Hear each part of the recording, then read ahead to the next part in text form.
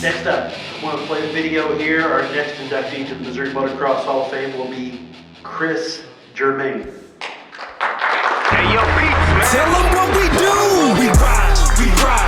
Every time the weather good, we ride. Anytime I'm feeling good, we ride. You know what I wanna do, ride. I'm rolling with my whole crew, okay. Handlebars feeling real good to me. ODI grips right up under me. I can't lie. All black and I got the shirt to match. You know that I'm on fire, you can strike a match. Team hip tricks, yeah, we in the mix. BMX bandit, better get a grip. Ride. Come on with me, just ride. Whoa, ride. Everybody just ride. Flatland. Every time the weather good, we ride. Anytime I'm feeling good, we ride. You know what I wanna do, ride. I'm rolling with my whole crew. Chris Germain, St. Louis, Missouri.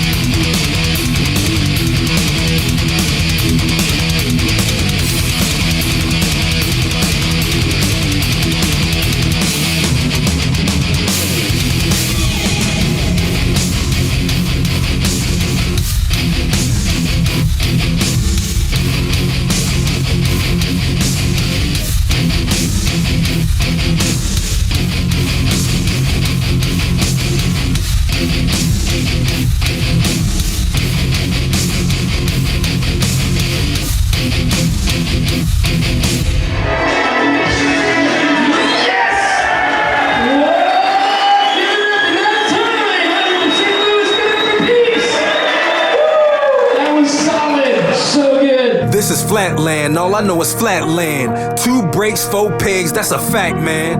I love the part of that video, and thank you, Chris, for putting that video together. I just tagged our images there, the front and beginning, so it match up the other ones. He put that video together. I love that split screen where it showed him from many years ago doing a trick and still doing it to this day. Chris, do you have somebody speaking on? Yes, my Uncle Ron. Okay, Uncle Ron's going to come up here, so we're going to let him say a few words, and then we'll induct Chris.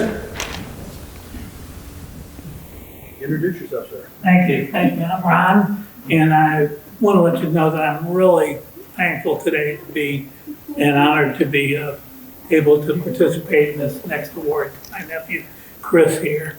A little bit different from some of your events with the motors, although I'm familiar with the other kind of riding as well, which I enjoy.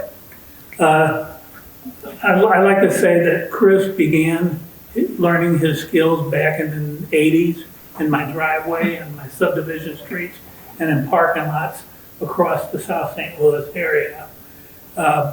He made a lot of friends quickly, ended up joining and building a team at the time called Hip Tricks.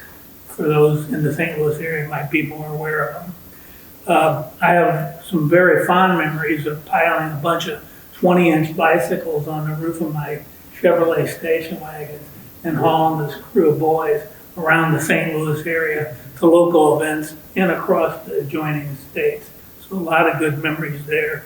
One particular special memory I had was that I took the team, it was an extremely hot summer day in the St. Louis area. I took the team down to a local event in St. Louis where factory team Haro came to town and we're putting on a show there. Somehow the Hip Trick boys were managed to talk the factory Haro guys coming back to our house, swimming in our pool, raiding our refrigerator, and then sitting down and critiquing videos that Chris and his teammates had taken of the factory team earlier that day. It was quite a set of bragging rights for them the next week at school. That story many times. I know he was telling it, that's why I didn't mention it in my And unfortunately, as we all know, time goes by, marital obligations, family obligations take time away from the things that you enjoy, your hobbies and sports. But he did get back into it. He always managed to have a couple of 20-inch BMX bikes in his stable to keep up his skills and promote the sport to younger riders, including his own grandson. So always dedicated to the sports and enjoying it as well. But it wasn't before long that Chris started parking lot events, again, with friends and drawing new people, trying to attract them into and rejuvenate the sport of freestyle flat riding in the St. Louis area.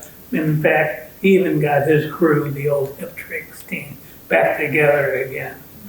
What Chris is becoming well known in the St. Louis area for is that he's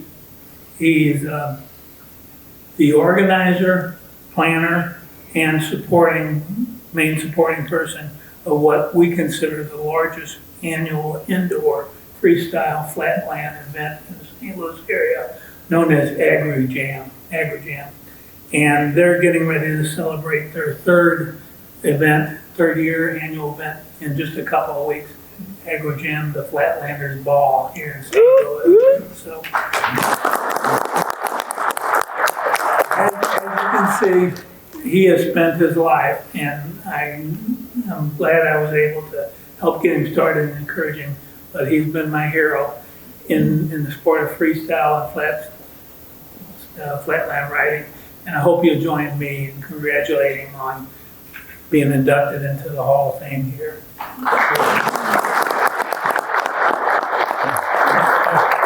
Thanks, Uncle Ronnie. You did good. Just to tell you a couple of those things about Chris. Chris is the co-founder of Team Hip Tricks, started the Central States Freestyle Association. He was a 16 and 17-year-old expert champ.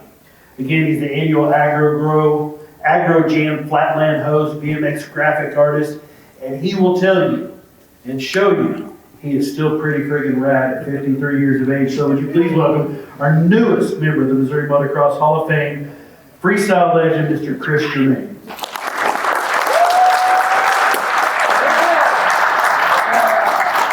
is for you, sir. All right. Are we picturing it up now? Sure, yeah. Can't sit there and say we gotta take pictures and then not take them. Where's the camera? Oh, just they're everywhere.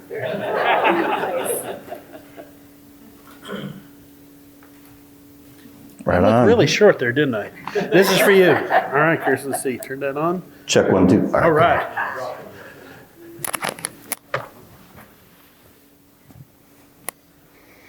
Thanks, Uncle Ronnie, for that warm induction. You did a great job. Didn't make me cry. And for the record, this speech is 100% AI free. You'll be able to know right away because of the poor grammar and run-on sentences. I was trying to edit this thing yesterday to make it shorter, ended up making it bigger, so you guys are just gonna have to play along. And also some of my dates and years may be a little off, but this is the way that I remember it. My BMX story starts the same as a lot of riders who grew up in the 70s and 80s. I got my first real BMX bike as a Christmas gift in 1978.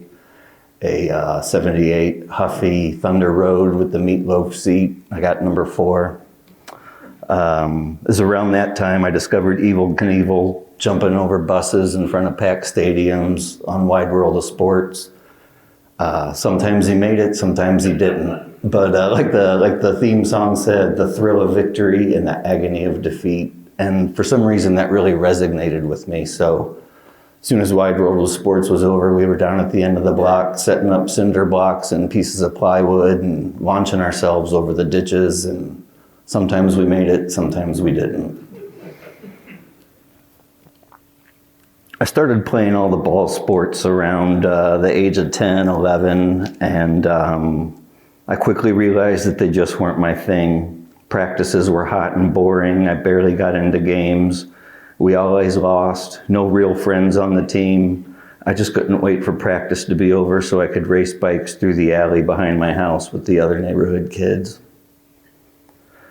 Fast forward a bit to March 1986. I'm about 13 or 14, and the cult classic Rad drops. Yay, boo, hiss. All right. You either love it or you hate it.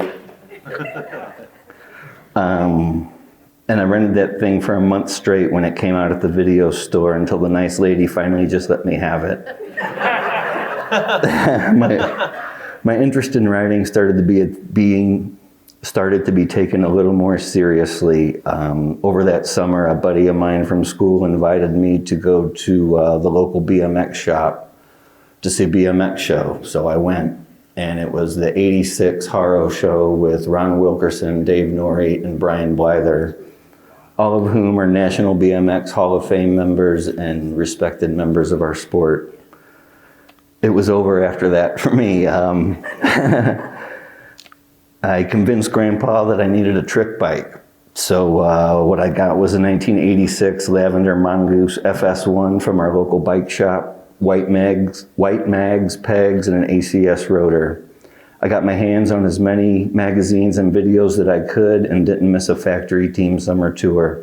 I was also part of my first little crew consisting of myself doing flatland, 2 skaters, a dirt jumper, and a scary hang-around. We cruised around smashing bottles in the middle of the streets, knocking over trash cans, and eventually progressed to throwing rocks through houses, through house windows, and shoplifting magazines and sunglasses. You know, juvenile delinquent shit.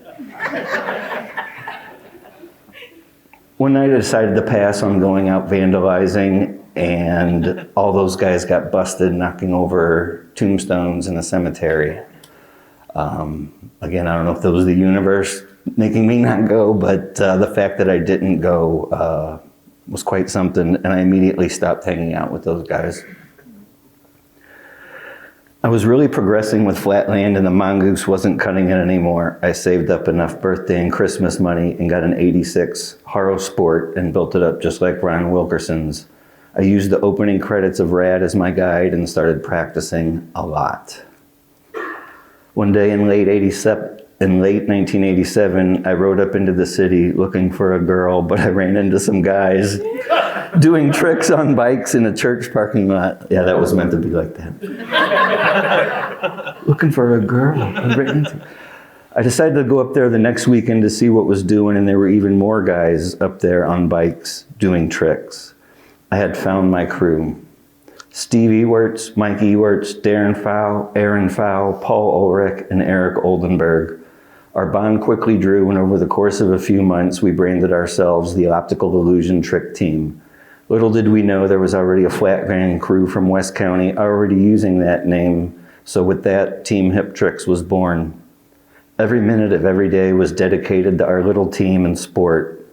That same year, Steve and Mike got a video camera for Christmas, and from that moment on, the next 6 years of our lives was being documented and consisted mostly of nothing but riding, practicing for contests, riding, going to factory team shows, riding, making homemade stickers, riding, putting on our own shows, riding, competing in contests, and riding.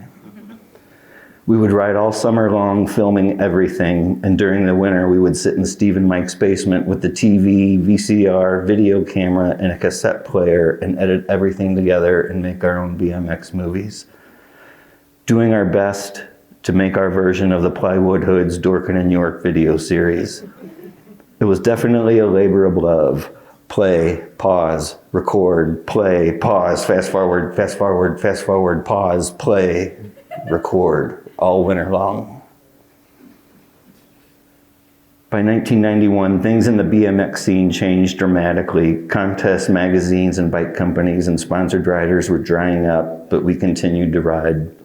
It was around here that Steve was assigned a college video project where he had to make a commercial for a fashion brand.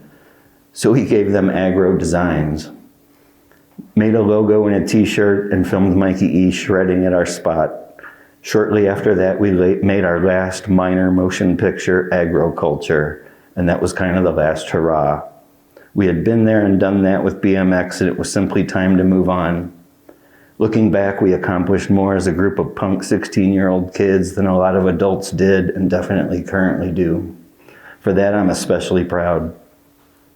We all had other things going on, like college, work, bars, girls, and adulting that eroded our riding time as we slowly drifted apart.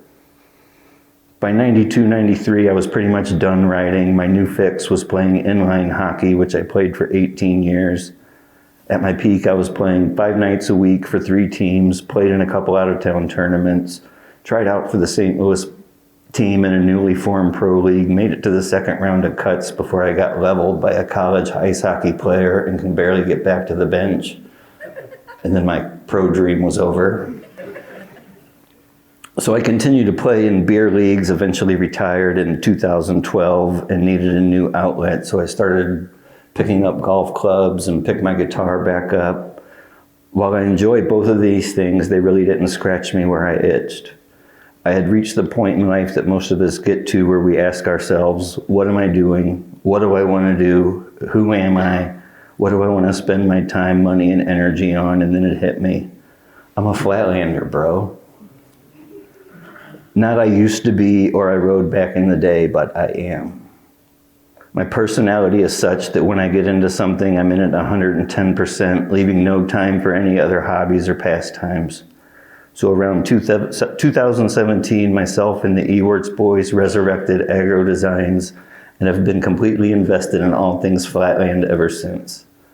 Most of my time, money, and energy now is spent on going to BMX shows, jams, and contests throughout the Midwest, buying unnecessary BMX parts, meeting the heroes that were on our walls as kids, competing in the old school division, creating artwork for ourselves and several other BMX factions, holding monthly sessions with our new crew, producing new videos, and planning our own event, which, as was mentioned before, Aggro Jam 3, 4 weeks from today, St. Louis Stadium, the Flatlanders Ball will be there.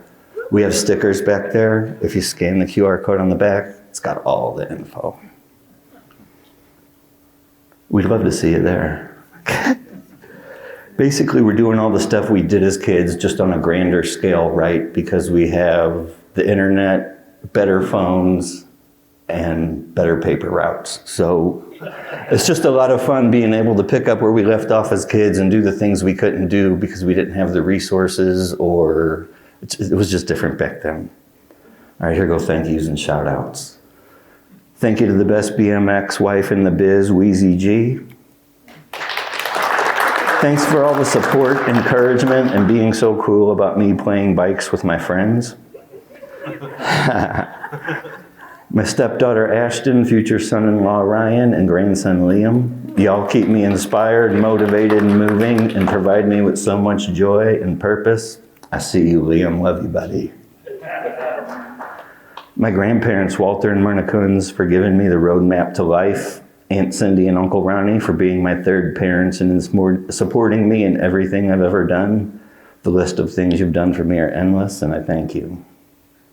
Steve and Mike Ewarts for our 40-year friendship and for your tireless work on keeping the dream alive. Your vision and dedication are not overlooked, and you are very much appreciated.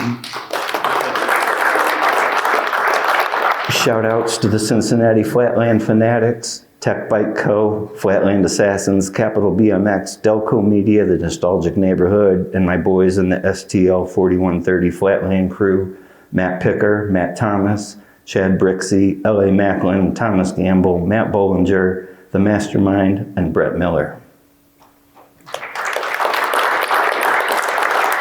Not to get all Hallmark Channel on you, but you may often hear the cliche that blah, blah, blah saved me from this or that. In my case, it's true, but the thing is, I don't know what it saved me from. I could have easily turned into a bigger juvenile delinquent and later a full-blown criminal, but the universe sent me to that parking lot where I met the people and team that I belong with. Pablo Picasso once said, "Art washes away from the soul the dust of everyday life." Flatland is an art not to be judged or scrutinized, but appreciated and explored. It is balance, discipline, creativity, and expression.